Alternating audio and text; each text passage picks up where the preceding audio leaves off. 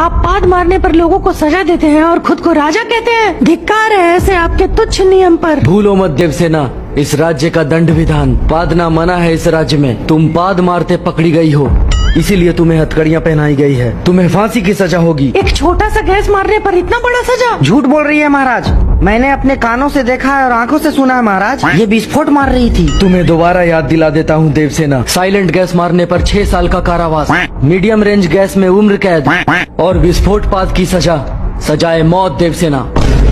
जिस चीज को छोड़कर मन को सुकून मिलता हो उसके लिए दंड विधान? छी, मैं नहीं मानती आपका यह नियम, मैं पादूंगी।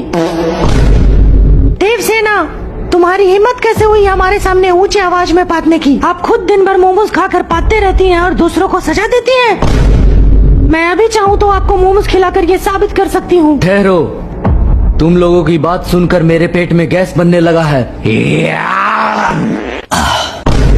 राज्य का ये कैसा नियम है जो प्रजा के राजा पर लागू नहीं होता? आप तो बेधड़ल्ले मारे जा रहे हो और हमें सजा दे रहे हो। हम यहाँ के राजा हैं, हम कुछ भी कर सकते हैं। अब ये कार्रवाई आगे बढ़ाई जाए। वास्तव में क्या हुआ था बताओ सेतुपति? वास्तव में संजय दत्त मर गया था महाराज। वो वाला वास्तव नहीं बेवकूफ।